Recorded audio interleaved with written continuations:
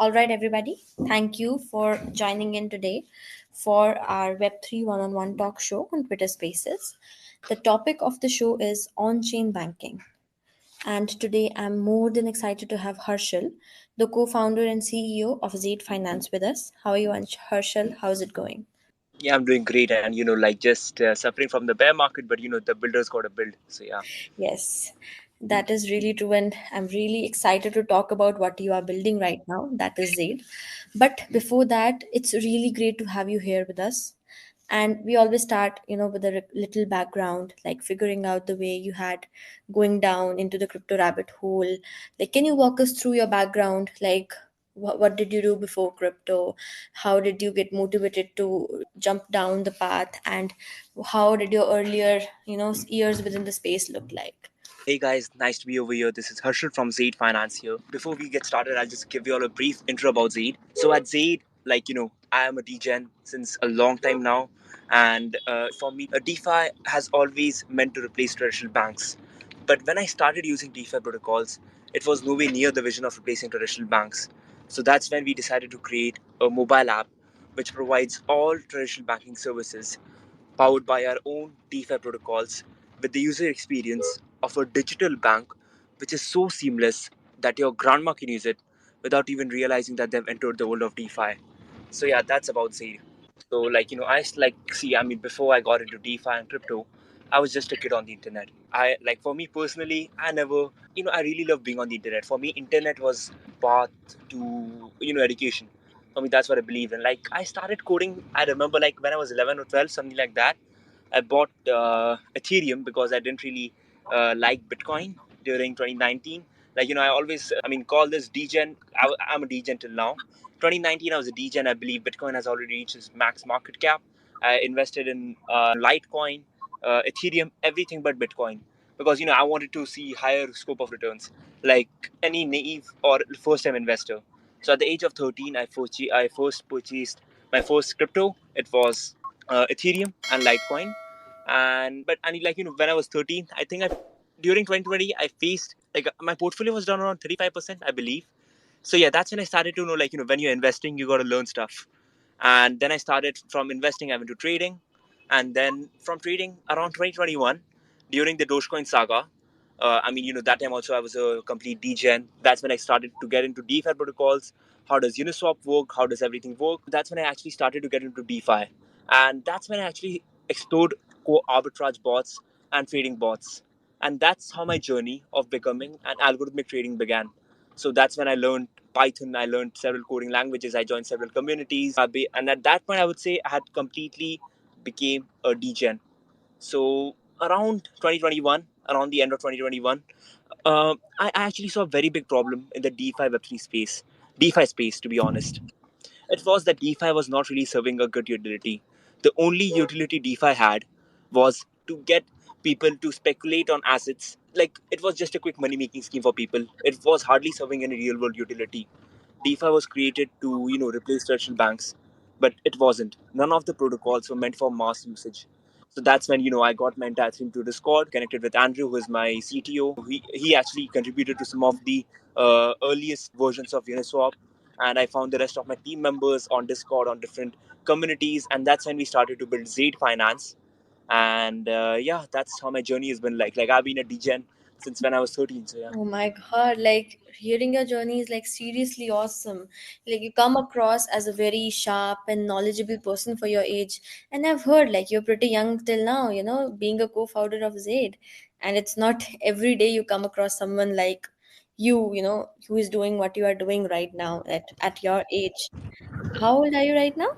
I'm 16. Like I'm just about to turn 17 tomorrow actually. Tomorrow? Oh, happy birthday in Yeah. advance. Yeah. So, yeah, given your age, most of the folks, I've seen they're navigating just the school. They haven't even reached college at this point. S- Yeah. Super intrigued to learn more about your journey. Like, just spill the beans. Like, how did you handle all of this? Like you said, you started coding at the age of 13.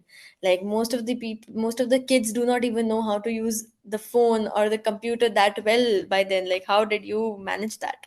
Okay, so first of all, I started coding at 13. I consider myself late actually. So you got a member in a team who started coding at the age of 4. So coding isn't really a big of a deal. right? I mean, like trust me, I'm the worst coder in my team, right? And that's why I tend to stay away from code. Like it's a like Harshal, like we are considered at our lowest when I need to code. So yeah, I don't code in the team. Like I'm the worst coder in the team, right? I just tend to be more on the more on the high level technical overview of the overview side of the things. So yeah, my team doesn't let me write a lot of code because I write pathetic code. Okay, so yeah, personally, like I have been more into finance side of the things, right? The financial system always intrigues me personally. Like at the age of 14 and 15, I really wanted to be in the hedge fund industry. Like I really loved the people. I really loved how the financial industry works, and that's where the actual power is. So like I was always intrigued by changing the world. I mean, that may sound a lot of cliche, but yeah, I mean, changing the world. And yeah, like changing the world is something that has always motivated me. And when you have a strong sense of the financial system and a strong sense of technology, and you have a movement like DeFi, so yeah, when you combine all those three, you can actually change the world. So that's what I believe. That's what motivates me. That's what motivated me to start Zade. And yeah, actually before Zade, I actually my first project which actually encouraged me to launch Zade. I actually launched a social media for this was my first time. Like I've created a decentralized social media with my friends in school, which allowed different schools to connect.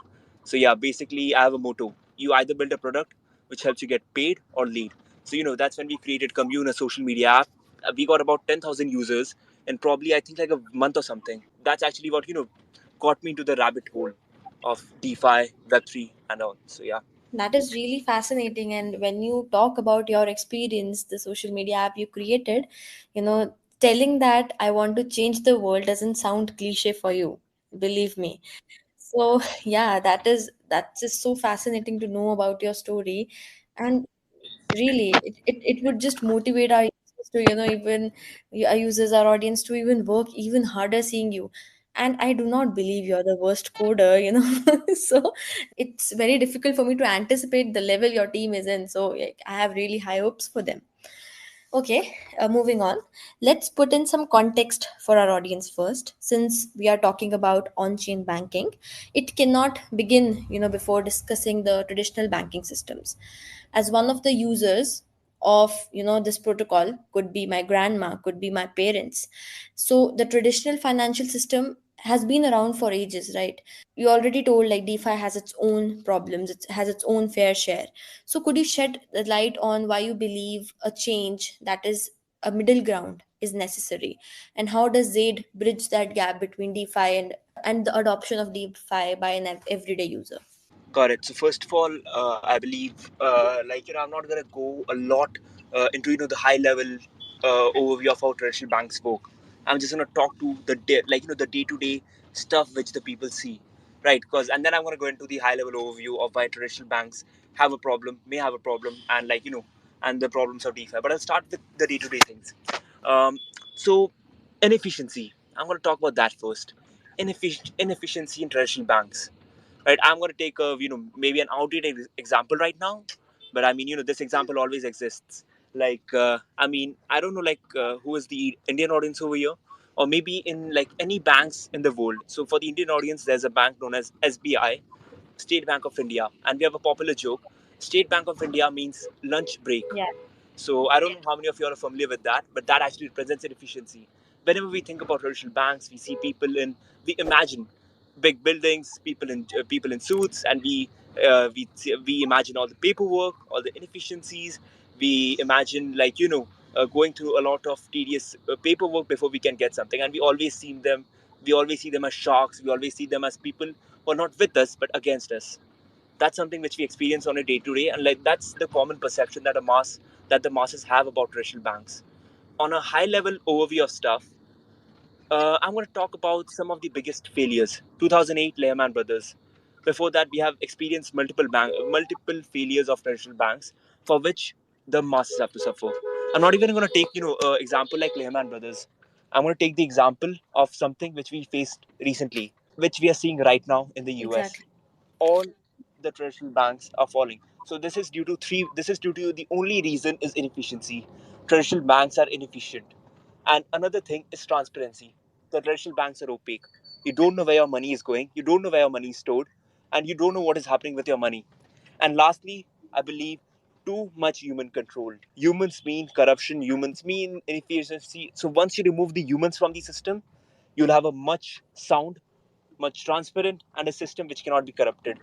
So, once we remove humans from the equation, once we have a system which is efficient, operates at maximum efficiency, and a system which is 100% transparent, I believe we can have a much better financial system. And DeFi is trying to solve these three problems.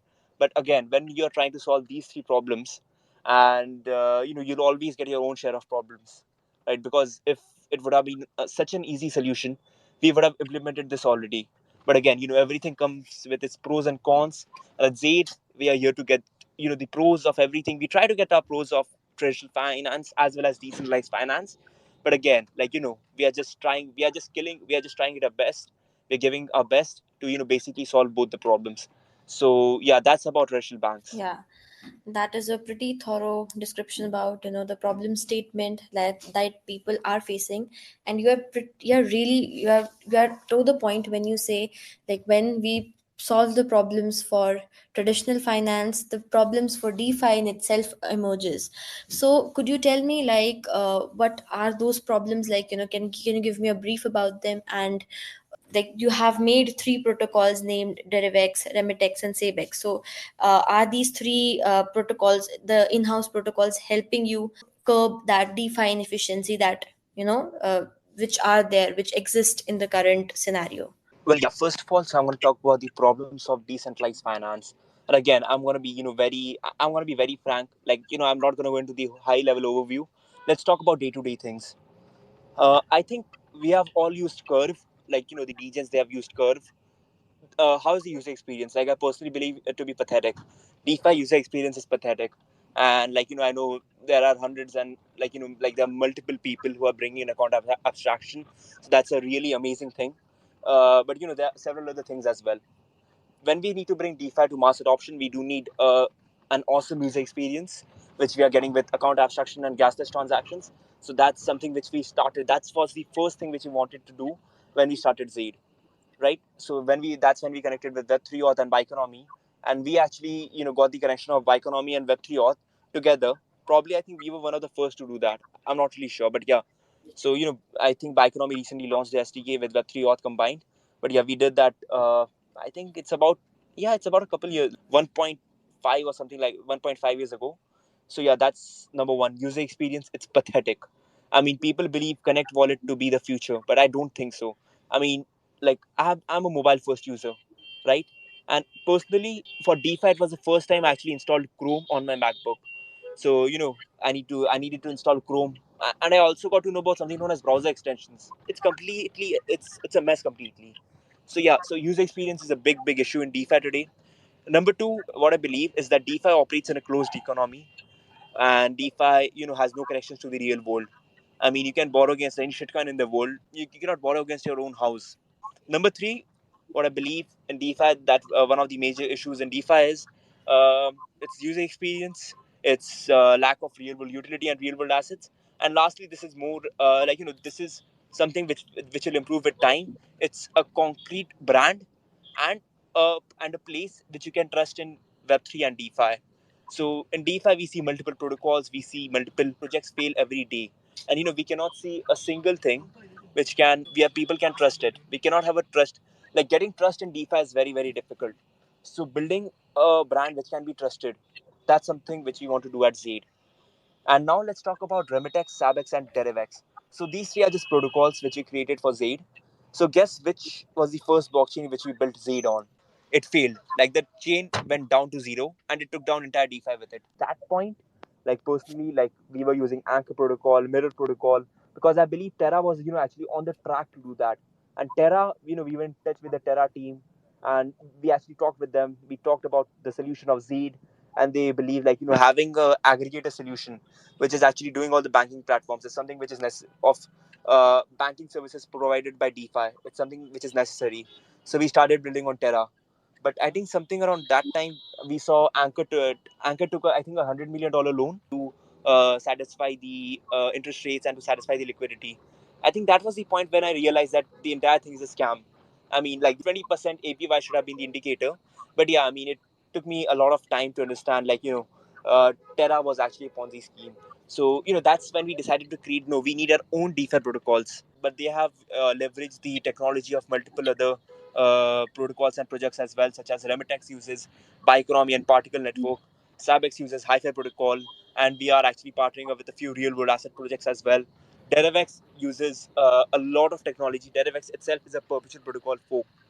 So we have built on the technologies others have built, but having our own protocol helps us develop and bring in solutions built on those protocols in a much faster way than others can. So that's why we decided to build our own DeFi protocols. But the thing with Zade is it's not about the protocols which makes us different. It is the user experience of Zade. At Zade, the user experience has been created in such a manner, like I mentioned, people do not care about the technology which they're using, they care about the end product. And at Zaid, that's exactly what we're doing. We have created a mobile app which is created to provide all traditional banking services. By all, I mean all. It cannot be one, it needs to be all. Powered by DeFi protocols with the user experience of a digital bank, let's say Revolut, let's say Monzo, let's say N26, let's say any digital bank. And the users should not even realize that they're using DeFi or crypto or anything. It should be that seamless for them. That's only when I believe we can achieve mass adoption. So yeah, that's what we are doing at Zaid. A complete bank killer, which is powered by the most basic principles of DeFi: non-custodial in nature, transparent in nature, and being the most efficient out there.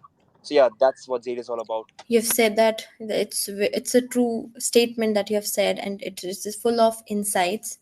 And your answer really, it it answers a lot of question, while raising it also raises some more. I wanted to know, like, the next question revolves around that.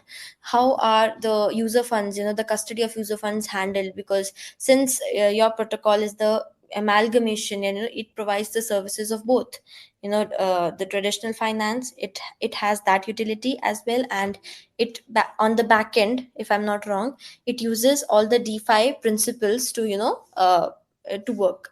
So how does the user funds are handled in that scenario? So it's 100% non-custodial, number one. Number two, the wallet generation part. So we have partnered with Bioeconomy for the wallet generation. So actually, Particle Network and Bioeconomy, we use that combination to provide smart contract wallets for our users. So yeah, it's completely non-custodial. Ah, okay. So speaking of partnerships, like you have Bioeconomy as the wallet partner. So I wanted to know, like, could you tell us some of the more partnerships or integrations you have made thus far, making this concept a success, like, Fiat Rams or something like that. So in terms of partnerships, we have about, like, integration wise, we have about 30-35 partnerships, I guess. Uh, so I mean, I'm just gonna name the most notable ones. So Layer One blockchains, we're working with the Polygon team in terms of infrastructure which we're using. As I mentioned, we are using Bioeconomy, we are using Particle Network. In terms of ramps, we are using Transact, we are using Cado Money, we are using On Ramp. We are about to integrate On Meta. We have integrated Alchemy Pay using Particle Network, as I mentioned. We are using Ramp, MoonPay, and we are also working on our own P2P solution. But we know we actually still, it's still under development, and we are actually working on it as well. It's still in the ideation stage, known as ZAPE P2P, our own peer-to-peer, exchange, something which we are planning on, but it's still very early to comment on that. So that's what we're using. Fiat Rams for Remitex. We are using Sablio for Sabex. We are integrated Aave, as well as we have integrated Aave and Hi-Fi Finance. For Derivex, we have integrated Uniswap V3. So it's based on perpetual protocol. So that's why we are leveraging Uniswap V3. And for real world assets, we are about to do this. We are about to partner with Swarm Finance. We already have a partnership with the Roofstock on Chain and Realty Finance. So those are the integrations of Zaid, the most important ones. And then and also I just forgot to mention, we have partnered with Alchemy Pay. Like this is in stocks. We have not yet announced it. We have partnered with Alchemy Pay and Spritz Finance for providing virtual cards for our users. So yeah. So yeah, I was actually about to jump into that as well. Like, what exactly would the card do? What the utility is? Like, how could a user, get their hands on it? Like, if it, I know it's still in the alpha phase, of course, but help us, tell something more and elaborate a bit more about it. So yeah, so first of all, the card is right now only available for the US users. So it's a virtual card right now. It's only available for the US users, powered by a Spritz. It's a prepaid virtual card. So you got to deposit your funds into the card. It's a simple transaction. You don't really have to worry about that. And then you get a virtual card on a platform, and then you can use it anywhere in the world, with just like you use your Apple Pay or Google Pay. And we are partnering up with Alchemy Pay, not yet official. So we are partnering with Alchemy Pay to enable the same service globally. So that's how it works. Pretty simple. It's a prepaid crypto debit card. People have done it a lot of times, and we are also doing it. So yeah. That is actually really cool. So, also now let's move to a bit towards the economical aspects, which you like a lot. So, since you mentioned yield and whatever it was, whatever the problems with yield was, so could you elaborate on how the yield is generated on Zaid? What can users do to generate yield, and like what's the APY and how does that work? Yeah. So first of all, at Zaid, right now, liquidity is always a concern for a new protocol, right? But we want to provide the best user experience for the users at all times, like our end users, the masses. We want to provide them with the best experience. So we have our own protocol known as Sabex, which is a fixed rate protocol, and we are still building it. It's still in alpha phase. Getting the liquidity is a concern. So whenever you're trying to get in liquidity for a protocol, especially a real world lending protocol, it's actually a bit difficult, especially in this market. So right now we have integrated Aave V3 into our protocol, into our application. So you get the yield, which is of around 3.67% right now, on our application powered by Aave. And Aave generates this yield by borrowing, by lending out against multiple ERC20 tokens. And these ERC20 tokens, I think we all know about the variable rate protocols and how they function. And since it's the crypto market, it's highly liquid as well. So yeah. Also, like with Sabex, I'm just gonna put in like what Sabex does. So in Sabex, we believe, like, the reason why we decided to build Sabex is we believe that borrowing against real world assets is the next big thing in DeFi. With Sabex, what we're doing is we are actually building a protocol which allows the people, because we believe borrowing against real world assets, it's the next big thing in DeFi. So that's something which we are trying to bring in with our partners, Swarm Finance, and again, the other partners which I mentioned, Realty and Roofstock. Still in the early stages, we have not yet made it official. So yeah, but I'm just putting it out there. So yeah, that's what we are trying to achieve with Sabex. It uses a fixed rate protocol, because protocols such as Aave and other variable rate protocols, they aren't meant for household savings, because the rate is not really fixed. And you may have a 2% rate today, you might have a 7% rate tomorrow. That is due to the volatility. But again, that's not really a lot of a big that's the probability of that happening is very low, but it is always there. So that's why we are introducing a fixed rate protocol mechanism for Sabex. So yeah. That makes literally too much sense, like and except this APIs, and yeah, volatility is always a concern, like since the market is always fluctuating. Also, speaking of lending and borrowing, I wanted to know like how the collateral system works, because generally we see like it's over collateralized and all of that. So does your protocol help, has something in that context as well? Like how do they calculate that lending and borrowing the collateral and everything else? Well, yeah. Well, first of all, I just want to put it out there. Like right now, we have over collateralized loans only. Okay. We know that credit is uncollateralized loans, and uncollateralized loans are a big market, and that's a market which DeFi needs to come into. But that's personally, like, with all the solutions we have right now, we don't really believe we have a perfect solution or a very good solution. So that's why we aren't really getting into that. But yeah, regarding the over collateralized protocols, whenever you're borrowing against a real world asset, so this is very similar to what HiFi does. So the borrower needs to actually pay the interest on the period which they have taken a loan for. Like that, maybe 3 months, maybe a year, maybe monthly. So it depends on the loan which the borrower has taken. And then if they don't pay the interest, their collateral will get liquidated, and it will be listed for the people. and it will be listed on the public markets. Got it. So we are partnering up with a few NFT marketplaces and we are finding out other ways, other very good ways in which we can liquidate the collateral, such as real world assets. Of course. Because liquidating an ERC20 token is simple, but liquidating NFT which is backed by a real world asset, or even an ERC20 token which is backed by a real world asset which does not have a lot of liquidity, is very difficult. So that's something which we're working on. But right now, the solution which we have, we are pretty satisfied with it. Like, we believe that it is sustainable. So yeah. Of course, it is. It is. Yeah, it is sustainable. And you say no solution is perfect. Of course, that is true. It is not perfect, but it should mend according to the world. And yeah, that is pretty much it. It's nice to know your viewpoints on that, and I'm really looking forward to see what's next on this specific point.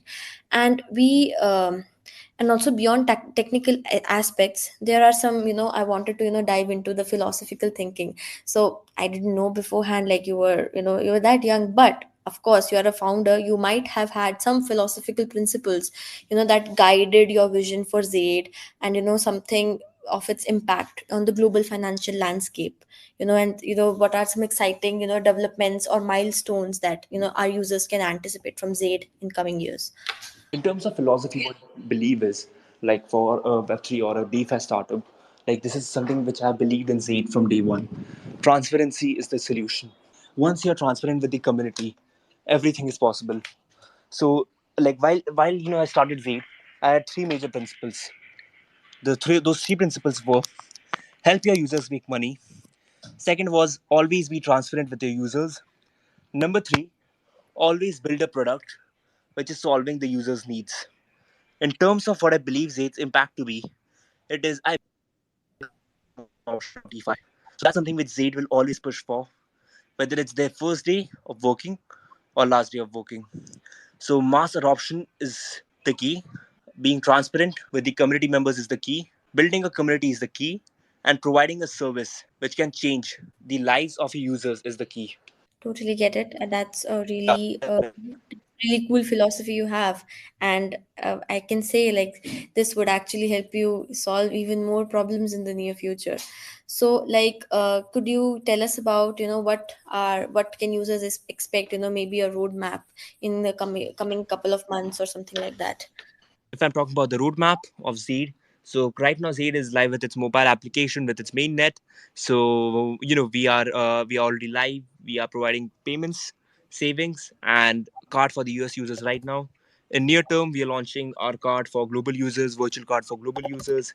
We are launching DerivX, our derivatives trading platform, pretty soon, and we are launching spot markets where you can trade treasuries, stocks, crypto, commodities, tokenized version of all these in a completely on-chain manner, and doesn't matter which part of the world you're located in. So yeah, you can do all of this on Zaid, and it's coming very soon. Like, we are working on it day and night. We are a team that never sleeps. So yeah, in terms of accurate dates, that's something which which people don't provide. They just give all the dates. It's like JP Morgan giving predictions. I mean, the recession is gonna come, the markets are going to improve, but they don't give a timeline. But I'm not JP Morgan. Like, I want to be JP Morgan, but I am not. So I'll just give you all a concrete deadline of what we are doing. We are launching very soon with our card for non-US users. So that's going to be number one. Secondly, we are launching DerivX, our derivatives trading platform, which will be available on a web app known as Zaid Pro. This is going to happen pretty soon. We are probably going to put out an announcement maybe next week announcing the public testnet. The mainnet is going to come after that. Followed by, we are also launching savings on inside our application. This should go live before this month ends, or the first week of September. And we're launching spot markets on our application. That's about a couple of months down the line. So yeah, that's the roadmap for Z right now. Okay, that is fascinating. And yeah, thank you, Harshal, like for to providing us such a comprehensive look into the world of on-chain banking and exciting innovations that Zaid brings to the table. So before I want to wrap up, so Harshal, I have a very light-hearted question for you. So, do you have any interest in the Marvel, DC, or maybe something superhero, anime, something like that? Yeah, I mean, I'm into superheroes. Yeah, definitely. You are. Okay. So, if with all the advancements and complexities in the world of DeFi right now, if you were to compare Zaid to a popular fictional character or a superhero, who would it be and why? A popular superhero or a character? Yes, Got it. Like, okay, so that's an interesting question. A superhero or a character, who would I compare Zed with? Like, this can be movies or anything. So I believe personally, I believe, like, I'm gonna take the example more of a real world of a real world of person. course. Like, I believe, yeah, I believe Zed. I mean, a superhero. Like, I would say, I mean, I consider Elon Musk to be a superhero. I mean, everybody considers him to be a superhero, Yeah, right? that would be something we can say could be a food for thought for our audience as well, and for you as well, if you can, if you come up, with it in the in near future. But I have anticipated. Like, let me give you my answer. I think it's Tony Stark. The Iron Man. I think like all the cutting edge technologies you're using, amalgamation of iron and human plus AI, everything, and like it improves the world, saves the world. So I think, in my opinion, it's more it's like Tony Stark and Elon Musk's approach I really love. So Actually, thank you for providing that because I just got my answer. The answer is Vision from the Marvel movies. yeah, So yeah, I think that's what I compare Zayd with. But being like Tony Stark, that's the first thing which came to my mind as well. But yeah, I mean, there's certain aspects of Tony Stark, like, I mean, there's certain aspects of Tony Stark which do not really, combine with Zeke. But I personally believe it to be Vision, like, after giving it some thought. So those are my views. But again, I of mean, course. like, whatever our community wants to compare Zayd with, whatever they believe Zayd to be, I mean, that's my thought as well. Yeah, So yeah. really. So, thank you, Harshal, for this enlightening conversation about on chain banking, ZAID, and its various parts, its various protocols.